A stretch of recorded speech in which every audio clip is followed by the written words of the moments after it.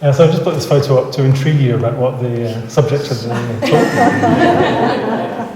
And one reason could be is that it's June is Buddhist Action Month, so 2 Buddhist action men.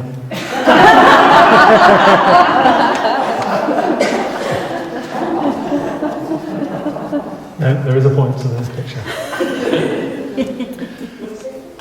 So the current theme, series, we're in the middle of a series called Transforming Self and World. So just to remind you a bit about that.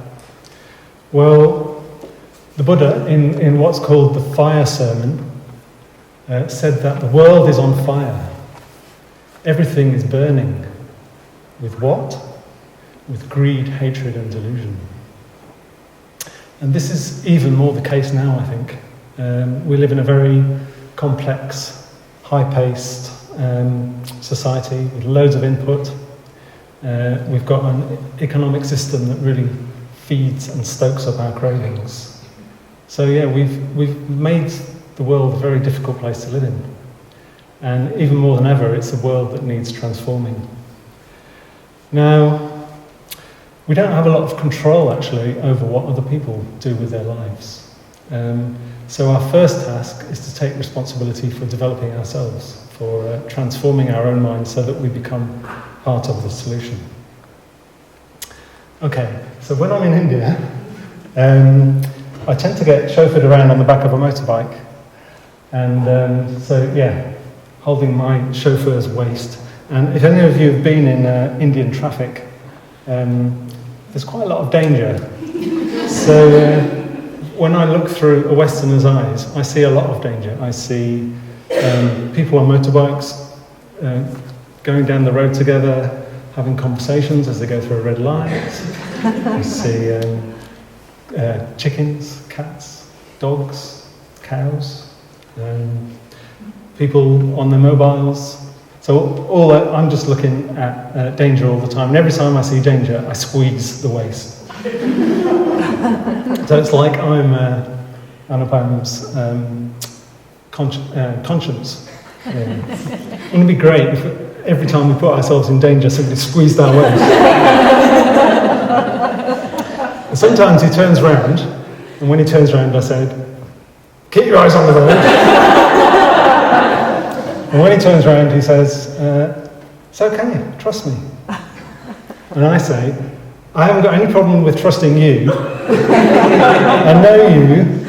I don't know anyone else on the road, and I don't trust them at all. So you just do what you need to do, drive safely, follow the precepts of the road, take responsibility for yourself."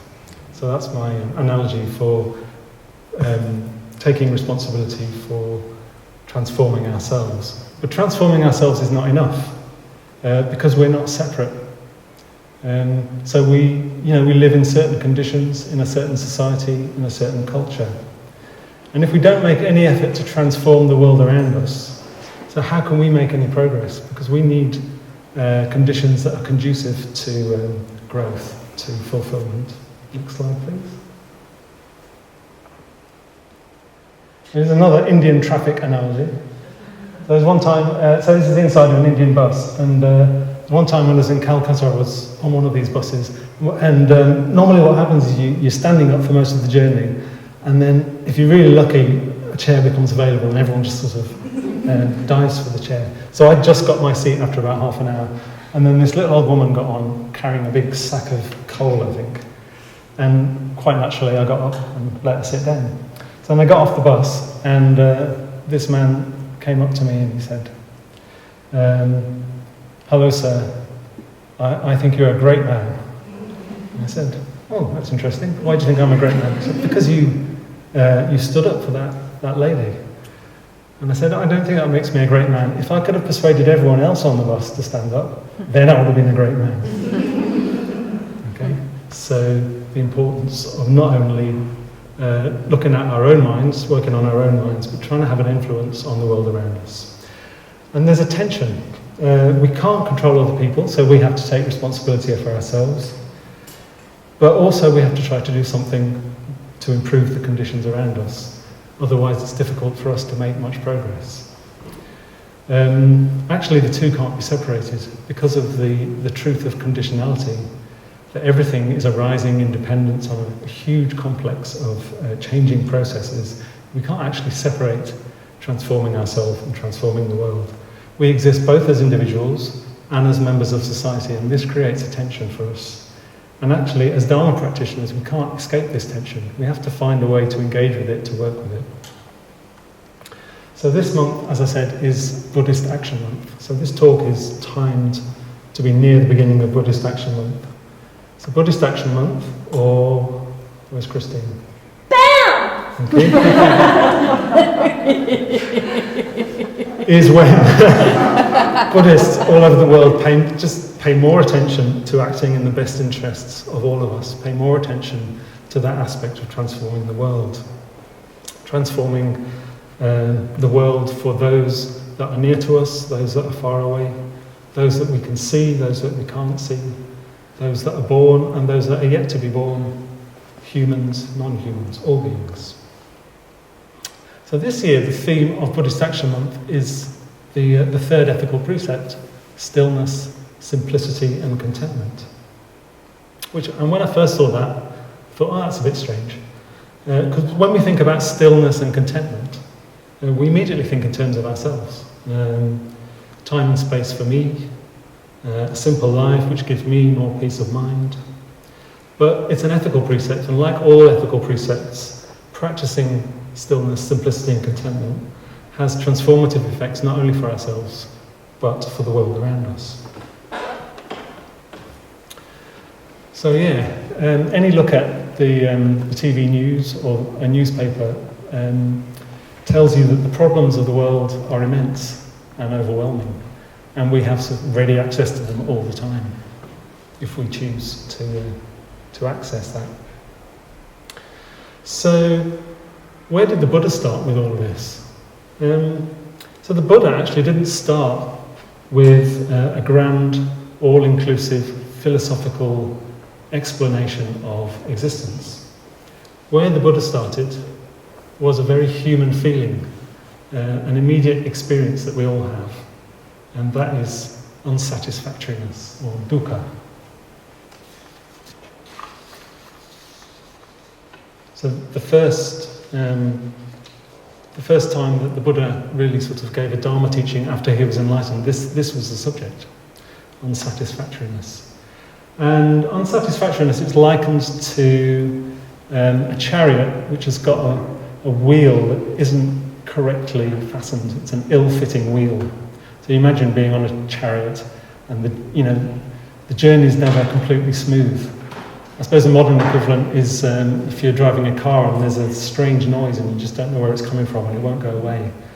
What is that noise? So things never feeling quite right, as if there's something out of tune, or even that we don't feel we quite belong. It can manifest in different ways.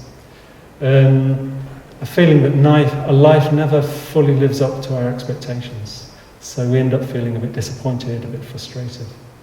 It often feels like some lack within us, some sense of inner emptiness, or loneliness, or disharmony, or sadness. So in modern languages, dukkha just means sadness, it means sorrow. So this constant niggling need for things to be better. Next slide, please.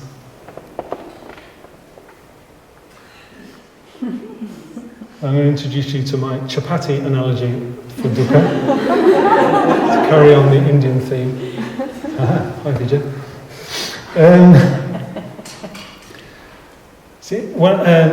So when I'm in India, usually nighttime meal, which is just before bed, is chapati rather than rice.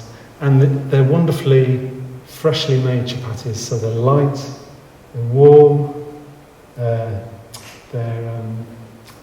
spacious, they're fluffy. Yeah. And that's a bit like I often feel last thing at night. It is actually. I'm a night person, so often I've had a full day's work, and I feel quite satisfied with the day's work, and I feel quite content just falling asleep. And next morning I wake up and I don't feel like that anymore, because that niggling sense of things aren't quite right comes back, and it feels a bit like the next slide, which is a big pile of cold, hard, leathery chapatis, which you get served for breakfast. Disappointing. They look quite nice, actually. I couldn't find I googled old chapati. That was the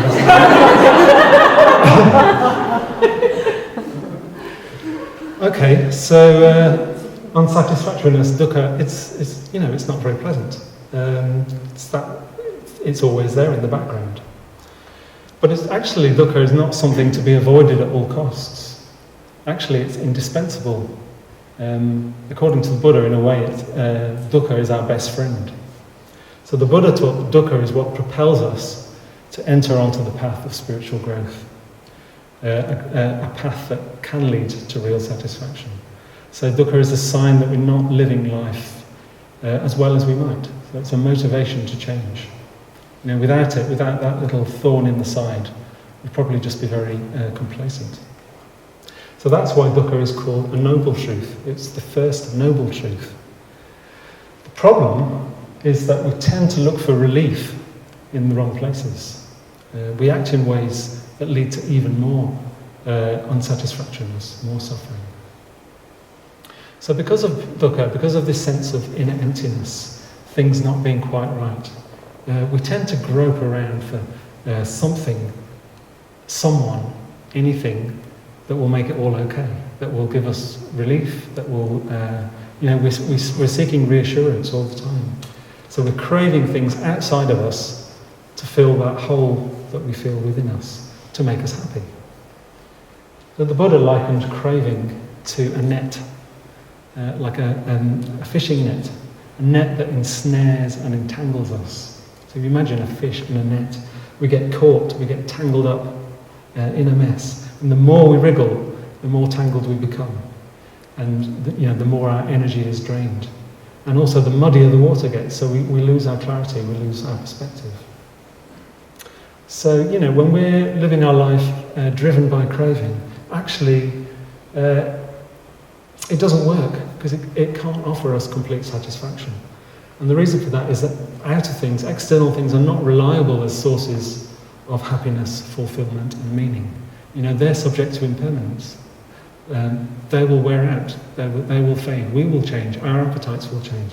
So that whole game we play of trying to find happiness by grasping things from outside of us actually doesn't work.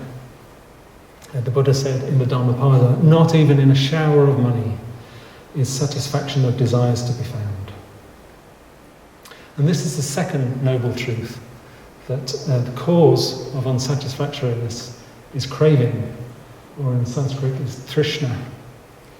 And actually, so we have that sense of unsatisfactoriness, we respond with craving, and that causes more unsatisfactoriness. If our response to crave external things to fill the void, then we're just causing more dukkha. It's like drinking seawater if you're thirsty. It doesn't work. It actually adds to the problem.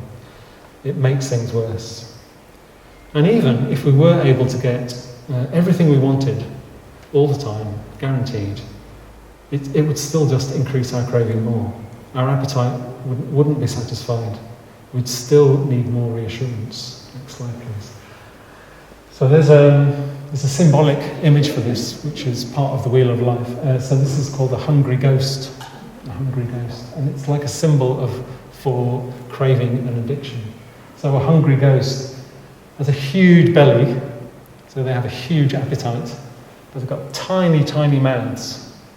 So they're constantly trying to cram stuff into their mouths to satisfy that appetite. And actually what's said to happen is that whatever they cram into their mouths, it sort of burns them inside. So a very sort of powerful and sobering image for craving. And the fact that craving actually doesn't work, it's a futile quest. So yeah, we crave, what do we crave? We crave stuff, we crave people, We crave substances, we crave special experiences that can't actually do the job.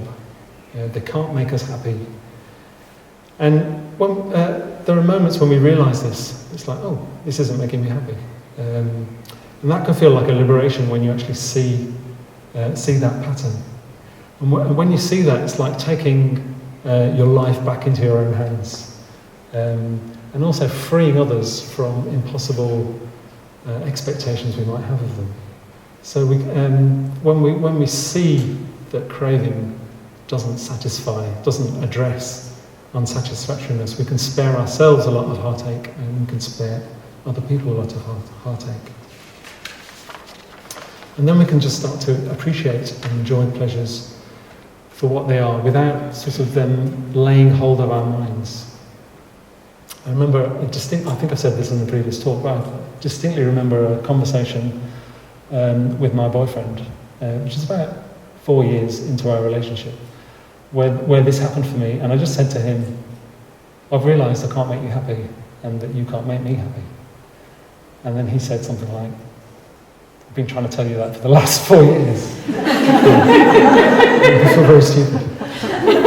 But I felt very liberated by that. I felt like I could really, it was like I was withdrawing my projections of him, and I could start to see him as he was.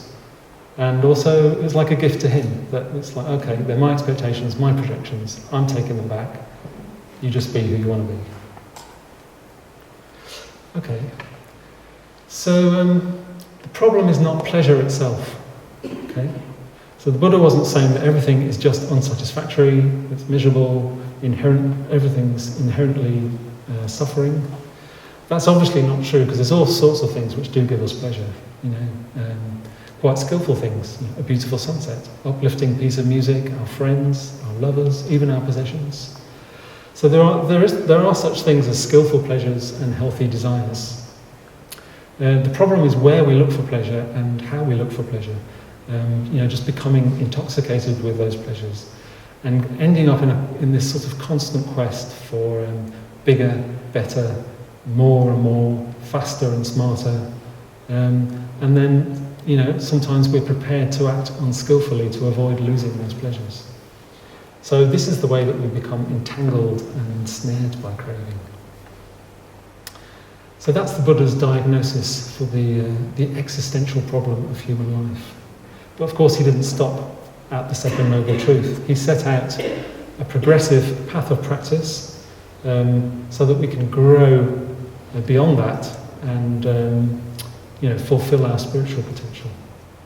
So he taught that we need to step off this treadmill of wanting and craving and thirsting so that we can begin to find some inner contentment, inner harmony, inner peace.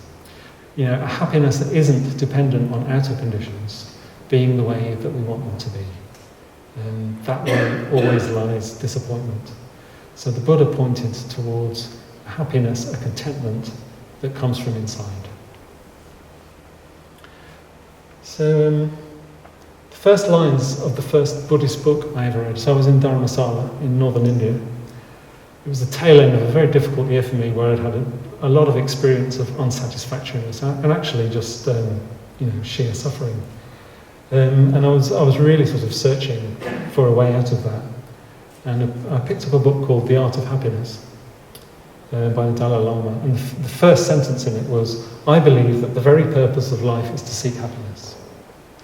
I believe that the very purpose of life is to seek happiness. And when we say happiness, we're not just talking about sort of cheerfulness. We're talking about real contentment and satisfaction. And reading that line, it was a bit of a thunderbolt for me.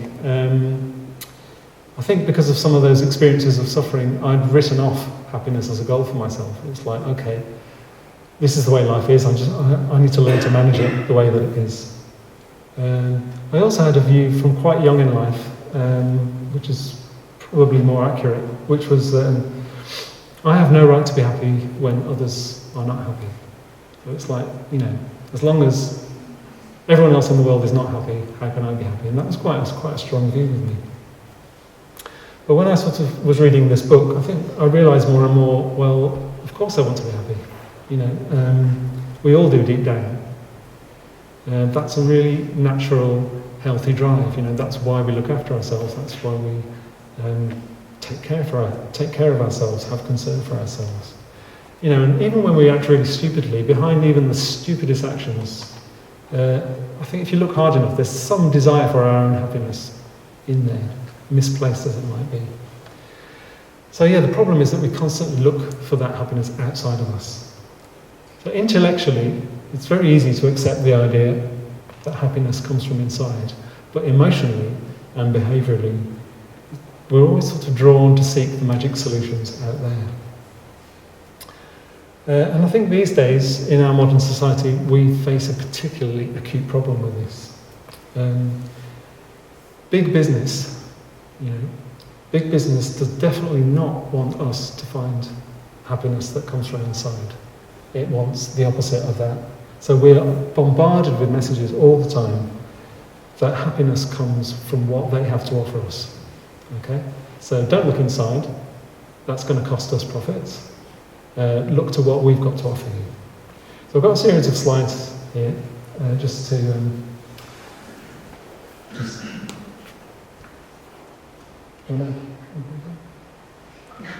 Happiness can be found with a mobile internet provider.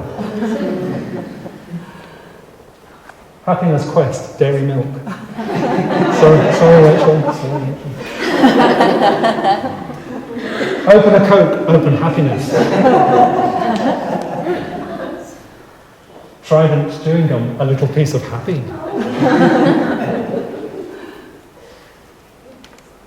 don't even know what that is. Some chocolate pudding. Happiness is now for sale in the supermarket. You can't buy happiness, but you can buy tea, and that's sort of the same thing. It is my favourite because it's honest. This is the Metro Lust List. Things we can't do without this week. At least it's honest. That's great. And advertising agencies, they sort of that's the buzzword. It's like if you can persuade people that what you've got to offer is going to bring them happiness, then that's what you need to do. Lost my thread. Okay. So the modern economy depends on you and me being persuaded to seek happiness from outside. So there's an endless supply of new products waiting to replace the old products. Products are often designed to wear out more quickly than they need to. And also to tell us that they need replacing when they don't. So this is the case in the office. For the last 2 weeks, our printer's been flashing, please change the blue cartridge, please change the blue cartridge, beep, beep, beep. Blue ink's still running, it's fine.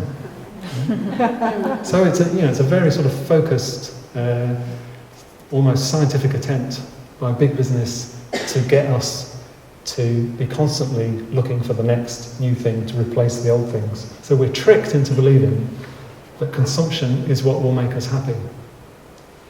And of course, most people will say when the adverts come on, well, I just leave the room or I go and make a cup of tea, I'm not really affected by them. But I think, the sheer quantity and volume of all those messages must have some effect on us.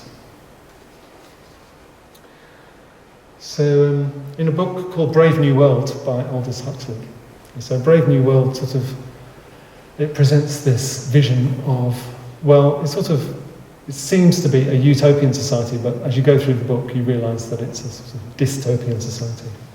And in this society, people are selectively bred to be content, and they're trained to be content with what they have. Nothing needs to change. And if they become a rogue citizen and they start to become discontent, then they're given a drug called soma. So in the foreword to that book, anyone know when Brave New World was written? 40s? Yeah. 40s. Aldous Huxley writes in the foreword, the most important projects of the future will be vast government-sponsored inquiries into the problem of making people be happy with their servitude. And in a way that's where we are now. I think that's very prophetic. So our consumer habits serve the interests of the few and harm the interests of the many. And that hasn't come about by accident. Okay, there is this part of the human condition called craving, which has always been there, but this is something that's been completely focused in on and stoked up, taken advantage of, exploited. So in the face of such powerful forces, what are we to do? Well, I've got no water. The Buddha's solution is the third ethical precept: stillness, simplicity and contentment. So when we do the metta bhavana, if it's going well, we end up in the final stage with wishing all beings well. Okay?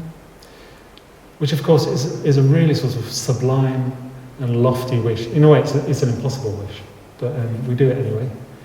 And but in the Karaniya Metta Sutta, which is the sutta which sort of is the basis of the metta bhavana, it doesn't start with that sort of lofty, sublime wish. It starts with some very practical suggestions about how we might live our life. There's some conditions to put in place before we can really start to benefit others. Because we have to start from where we really are.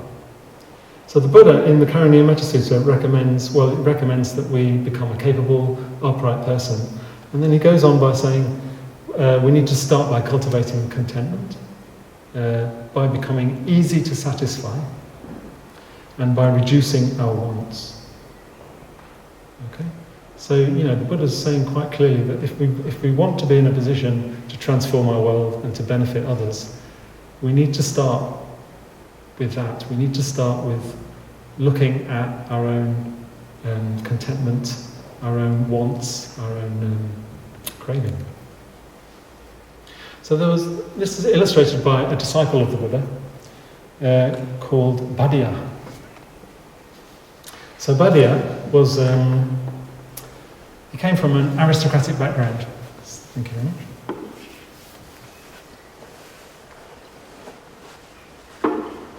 So he lived a very princely life, and he had everything he wanted. He had palaces, attendants, dancing girls, all the food he wanted. You name it, whatever he wanted, it was there on tap. And like the Buddha before him, he left all that behind. He went forth from that life and became a homeless wanderer. And I think, reading between the lines of the sutta, that he must have talked about it quite a lot. He used to reminisce about all those days when he had this many wives and this many ponds and whatever it is, this many elephants, and the other monks probably got a bit fed up with it. But after practicing for quite a while, he started doing something quite strange, which is that he would just walk around and all of a sudden he'd proclaim something like, "Amazing! What bliss! This is incredible!" Imagine if you saw someone walking through Sheffield city centre doing that, you'd at least be curious, I think. So they were definitely curious, and a bit meanly and a bit cynically, the other monks seemed to assume that what he was doing was sort of dwelling in his past existence and sort of daydreaming about all the luxuries and pleasures he used to have, sort of fantasizing. Maybe it's sort of, they thought it was the... no, I won't say that.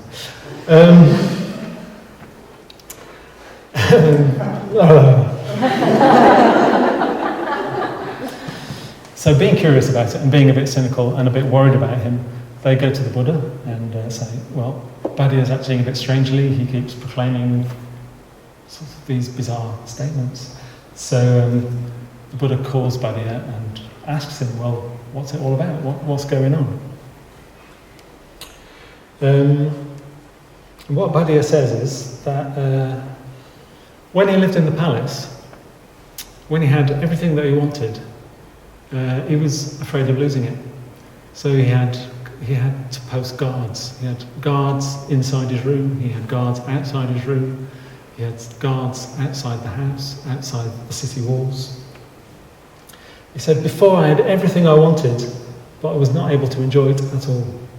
I was not able to sit still.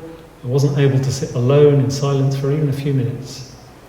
In truth, there was no pleasure for me. Now, on going alone to the forest, to the foot of a tree or some empty place, I am fearless, unagitated, confident. I live unconcerned, my needs easily satisfied, with a mind become like a wild deer's. So a deer living in a forest where men don't travel, stands, sits and sleeps confidently and goes wherever it wants, free and unimpeded in its movements.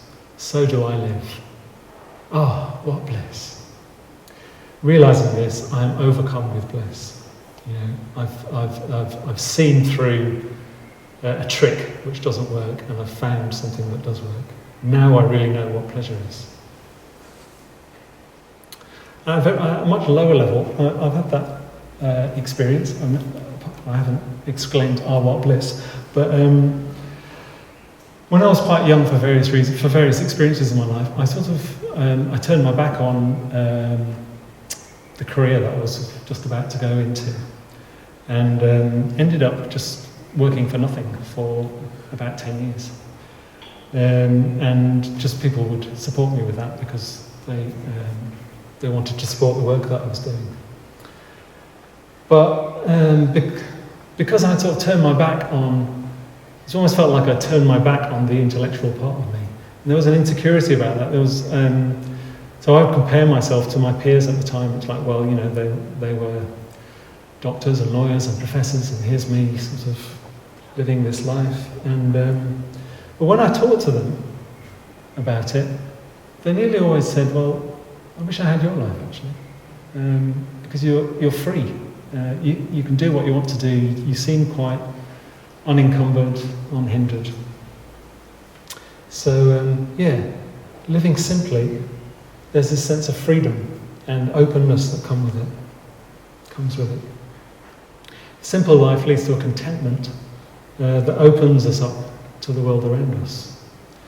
It helps us to connect more healthily with the world.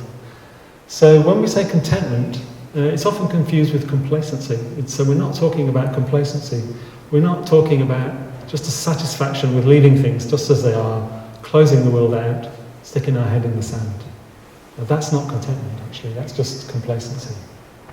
So when we're truly contented, we're more able to appreciate and enjoy things without feeling the need to consume and possess. Without trying to depend on external things or people for our happiness. So yeah, as it says in that sutta, you know, our mind becomes unimpeded, unruffled, unagitated, not pulled this way and that by likes and dislikes, wants and fears. So a contented state of mind is actually quite a generous state of mind because we don't feel the need to grab and possess and consume and accumulate. And above all, a contented mind is a happy mind. So, I mean, the reason I've said this is to sort of get across that living a simple life is good for us. You know, it's inherently pleasurable. It's a gift to ourselves, actually. You know, surveys again and again have shown that beyond a basic level of needs, you know, obviously we need our basic needs met, but beyond that, there isn't a correlation between how much money and possessions we have and how happy we are. And again, research has shown that. So, you know, I'm not advocating that we sort of live a sort of impoverished, difficult life. You know, let's meet our basic needs. But over and beyond that, the more simply we can live, actually, that is more pleasurable. That is more likely to give us contentment. So the more content we become, the more simply we're able to live. And the more simply we live, the more we content to become. So we set up a positive spiral. And we might even experience moments when we find ourselves exclaiming, "Oh, what bliss!" Maybe in Buddhist Centre. You know, why wouldn't we want to live like that? Why wouldn't we want to live like that? But a life of simplicity is not only a gift to ourselves, but it's also a gift to the world. And in a sense, that's the point. That's a really important point for Buddhist Action Month. So our complex consumer lives have negative effects on the world, as well as ourselves. We're embedded in the world. We can't separate ourselves from the world. Transformation is not a private affair. So we can't actually just create this sort of private, contented bubble. The way we choose to live influences the world around us. Next, please. So we have quite a lot of freedom to satisfy our cravings by consumerism. And, I'm not going to say much about this. All the information is out there, but that way of approaching life is degrading our environment. It's robbing future generations of precious resources. It's also the root of a lot of modern conflict. This competition for resources which are becoming more and more scarce.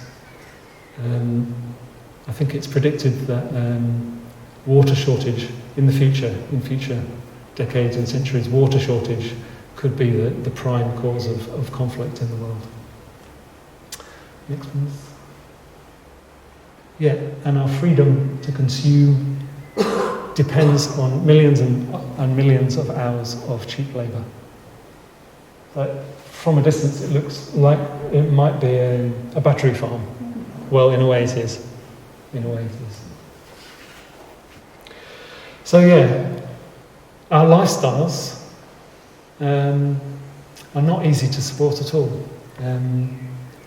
It's funny because we try and there's a tendency to try and live a more sort of comfortable, luxurious lifestyle to make things easier for us. But of course, it doesn't make us easy to support. In fact, these lifestyles, they're just unsustainable. We may have the financial resources to help ourselves to whatever we fancy, but it's not our right. It's not our right to be propped up by others. Others near or far, born yet to be born, those we see, those that we can't see. The world is not just there for satisfying our wants, for owning, for using, for throwing away. I've got a feeling that Vardika gave you this quote in his talk. I wasn't here, but it's a really great quote, so I'm going to give it again.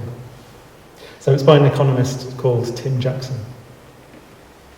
Economic growth, our economic system, depends on more and more people wanting more and more of more and more things. It depends on people being persuaded to spend money we don't have, on things we don't need, to create impressions that don't last, on people we don't really care about. Economic growth depends on more and more of us wanting more and more of more and more things. It depends on people being persuaded to spend money we don't have, on things we don't need, to create impressions that won't last on people that we don't really care about. A really good nutshell of our sort of modern global economic system. The modern economical system doesn't take account of the planet at all. We can't rely on it to change of its own accord. It's just going to carry on the way it wants to carry on. We might want to get involved in campaigning around this, in lobbying, in protesting. But we can also, I think, one thing that we can all start to do is start to opt out of that. We can start to opt out of the system by refusing to play its game. And the way that we can do that is to work with our own craving and to find contentment from within. We can ask ourselves, we can reflect, does chasing this or that consumer good, does it actually make me happy? Looking for more contentment, more resources inside of us and amongst us as well, so that we're less dependent on external resources. We're less dependent on those things that are being thrown at us again and again. We can reuse things. We can share resources more. We can try to live a simpler life. And most importantly, I think the thing you can't get round is that at some point we need to decide to consume less. Okay, there's all sorts of sophisticated ways of using technology to sort of get around the problems, more sophisticated forms of recycling, for example. But actually, it has to come down to us deciding to consume less. It's very difficult to hear. It's uncomfortable to hear. I find it uncomfortable saying it. But actually, I do need to consume less. I do. So, rather than us just becoming slightly more content players of the game, Buddhism points us towards stepping out of the game, just getting out of the game, stepping off the wheel of repeated craving. So Sangha actually calls this refusal to play the game, withdrawing our support from anti-spiritual forces. So that's what we need to do in a way, is sort of identify, this is adding to suffering for ourselves and others, and we need to stop playing that game. We need to withdraw our support. And Sangha actually uses a nice image of this, is that we need to become like little earthworms burrowing under the foundations, just gradually sort of undermining this trick, this sham. Okay. I'm happy to tell you that as a centre, we're looking into some of these areas. So we're trying to get what's called a sustainability certificate. So we've been looking into things like who we bank with. Okay, we're considering, are we banking with the most ethical banks? We're looking at who we get our power supply from. We're looking at where our tea and coffee comes from. So as a centre, we're starting to face that reality actually. Okay. So a life of stillness, simplicity and contentment has benefits both for ourselves and for the world around us. So I just want to finish with a few sort of pointers as to how we might go about doing this, how we might go about cultivating more contentment, more sort of reliance from our own inner resources. So one approach is renunciation actually. One approach is we can just do less of certain things. We can give things up entirely, or we can start to wean ourselves off our dependency on particular things. That's one approach, and it's a valid approach, and it's an important approach. So in some ways we could choose to consume less, or somehow change our consumer habits. So my Buddhist Action Month precept, we had an event to launch Buddhist Action Month a week ago, and we all set precepts for the month, and my precept, inspired by Suddha who's Suddha Chandaka has taken a vow to not buy things for a year, apart from food, of course. And I thought, wow. So my modest precept in comparison to that is not a vow, it's a precept to buy nothing other than food for a month. So I'm a week in, I've managed it. So that's one approach. But cultivating contentment is a lot more than just cutting things out, giving things up, depriving ourselves of comforts. So another thing we can do is get more into the habit of taking time out to stand still, to be still. So don't know about you, but my life tends to be, quite a constant stream of activities. Very worthy activities, helpful activities maybe, but still a stream. And often we can use activity just to avoid being with ourselves and experiencing things as they are here and now. So it's as if we're not actually content to be with ourselves. So let's go off and do something else. Because of that inner sense of lack, we fear that if we stand still for a moment, then we won't be able to bear it. So let's not go there, let's do something. The one thing I've tried to do since I got back from my last visit to India was to have mornings off.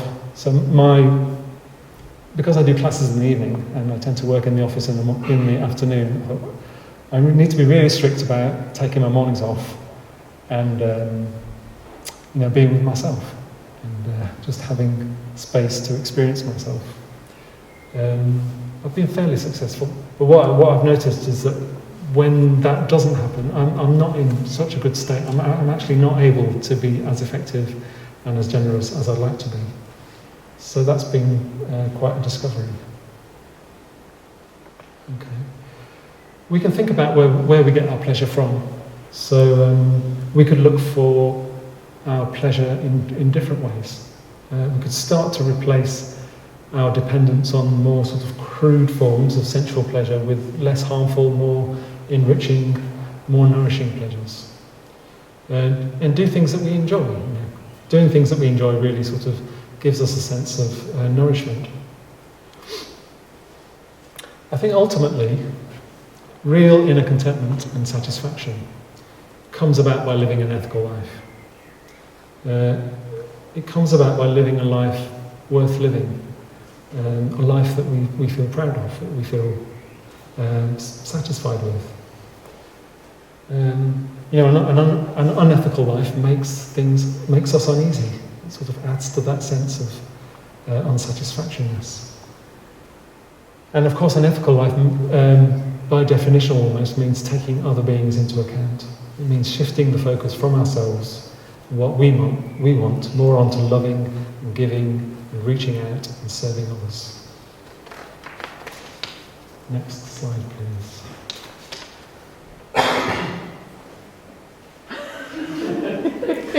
That's my dad.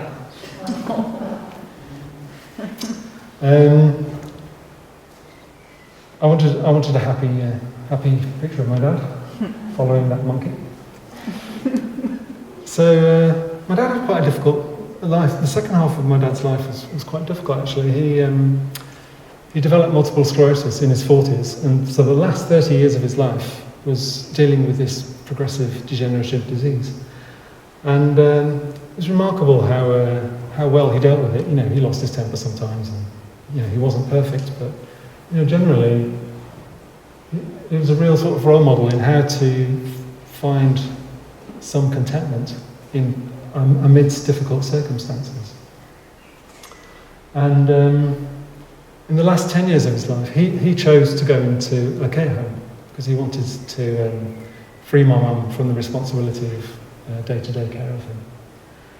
And I used to visit him quite a lot, and he really sort of stood out from a lot of the other residents. So, a lot of the residents of that place were constantly moaning about the bad service, the bad food, their aches and pains. I probably would as well. But I'd go in, and my dad, he'd just be like, it was like his mission to make everyone in that place smile and be happy. He'd go around in his wheelchair, he'd go from door to door, he'd ask them how they were, he'd sort of remember what they'd said to him the day before. He put himself out there, and I'm convinced that that was the secret to his contentment. He wasn't sort of sitting in his room just being preoccupied with what was happening to him. He was somehow able to make that shift outside of himself to care for others and to feel that he was living a life worth living. And in my dad's last days, some of my dad's last words were very revealing about how he'd managed this. So my brother came over from America, and he wasn't able to stay until my dad's death. But the last words that my father said to my brother, they were just fragments of sentences because he was on morphine. And one fragment was, make best use of time. Make best use of time. And then, life worth living. That's all he could get out. And it was like, he needed to say that to his son. Make best use of time. Life worth living. And what I took from that is, if you live a life worth living, if you make best use of the time, then you're going to be happy, and that's what I want for you. The last thing he said to me was more straightforward, but also very revealing, which was, look after mum. So I think that combination of him living, an upright, ethical life, and and putting others before himself was the way that he found contentment and satisfaction. So in that sense, my father's been one of my greatest teachers. So finally, to keep on practicing ethics, to keep on living an upright life, to keep on practicing meditation, we need to stay motivated somehow. The experience of dukkha, of unsatisfactoriness, of being disillusioned, disenchanted with what the world has to offer, can be a powerful force pushing us from behind. And it's good to reflect on that sometimes. To allow dukkha to remind us that more growth is necessary, that more practice is worth the effort. Just think about how my life used to be and the progress I've made so far. Well, it's worth doing more of that. But as well as a push from behind, we need a pull from beyond us as well, a pull from ahead. We need some vision of who we might become, how we might get there. Some sense or glimpse or taste of something higher to draw us onto the path and to keep us practicing. So rather than an unskillful craving, an unskillful pull to what will not actually satisfy us, we experience a different sort of pull, which is like a heartfelt longing for what is skillful, for what is beautiful, for what is true, from what is higher than us, from what is beyond us. And so the greater and the more heartfelt our connection is with our higher ideals, the more motivated we are likely to be to live an ethical life. And the richer we'll feel inside because of that. And the more naturally content we'll become and more able to lead a simple life. Our life may not be easy, but in your heart of hearts, you know that you're on the right track. And in a way, that is what we call Shraddha, faith. Life may not be easy, but in your heart of hearts, you know that you're on the right track. So I'm just going to finish with an image which conveys some of this for me. So this is so when I got ordained, I took on the visualization practice of Ratnasambhava, who's the Buddha of the South, the yellow Buddha of the South. And in his left hand, he holds a wish-fulfilling jewel. Okay, a wish-fulfilling jewel grants all of your wishes. So for me, that sort of symbolises that inner richness, which is so important if we're going to find contentment. That inner richness that comes from transforming ourselves, from living a life worth living, from using our time well. And then his right hand is reaching out into the world in the mudra of generosity. So because of this inner richness, because of this inner contentment, because Ratnasambhava doesn't need to depend on things outside of himself all the time, he's more giving. He's less interested in consuming and taking and grabbing, and he's more interested in giving back, reaching out, and acting to bring about transformation in the world.